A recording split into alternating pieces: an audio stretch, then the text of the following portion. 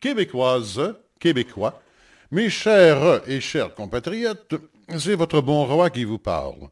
Je m'adresse à vous toutes et à vous tous aujourd'hui, et plus particulièrement aux endettés E et aux endettés E, qui sont nombreux. On dit que je vous méprise, que je ne vous écoute pas, que je ne pense pas à vous. Rien n'est plus faux. Je pense à vous souvent, et je vous trouve admirable. On ne souligne pas assez le fait que nous devrions tous avoir une grande gratitude à votre égard. Endetté E, endetté E, aujourd'hui, je répare ce tort. Tout d'abord, on ne se rend pas compte à quel point vos dettes jouent un rôle essentiel pour la santé de nos indices économiques. Si je puis me permettre ce jeu de mots, nous vous devons beaucoup. Vos dettes sont capitales. Sérieusement. Vos dettes ne sont pas perdues pour tout le monde, loin de là. Vous ne vous en rendez sans doute pas compte parce que vous n'avez pas la hauteur suffisante pour apercevoir le big picture, comme disent nos voisins, mais je peux vous l'assurer, fréquentant assidûment les grands patrons et les représentants des chambres de commerce, je suis bien placé pour savoir que cet argent est entre bonnes mains et qu'il est très bien mis à profit. Il est notamment investi dans un certain nombre d'îles et de pays en voie de développement où il fructifie splendidement. Par ailleurs, nous vous devons notre reconnaissance parce que toutes ces dettes vous rendent considérablement plus productif, et on le comprend. Quand on a des dettes, on ne discute pas sur les horaires et les conditions de travail. On prend ce qu'on vous donne, sans faire d'histoire.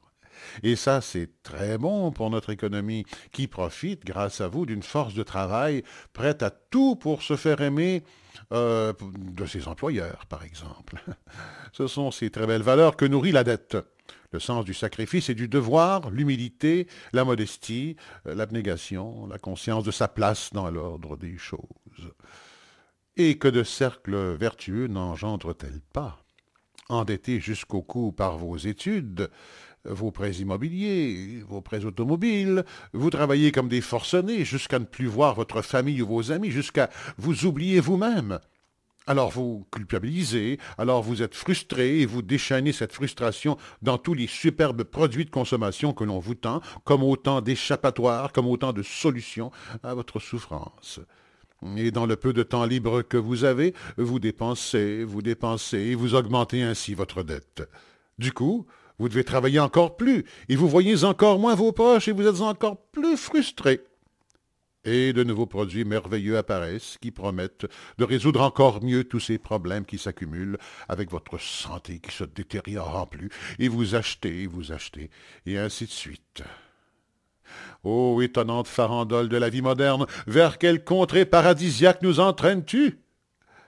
Et dois-je vous avouer, chers endettés E et chers endettés E, que nous vous devons encore deux choses, nous, les communicateurs politiques.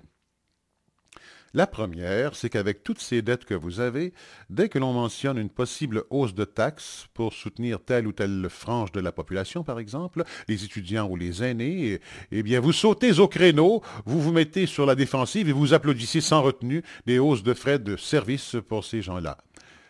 Tout ce qui ne touche pas à vos deniers, en fait.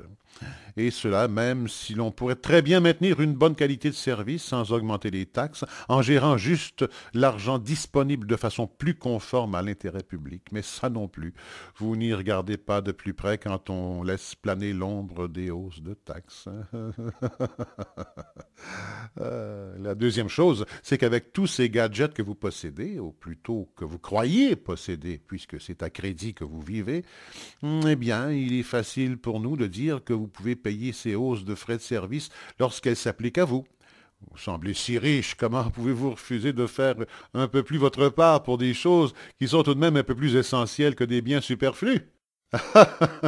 Alors, allez en paix et continuez à vous reproduire, endetté, endetté. J'ai peut-être parfois l'air de vous mépriser, mais au fond de moi, je sais que sans vous, nous les parvenus, nous les happy few, nous les grands chefs à plumes, nous ne serions rien.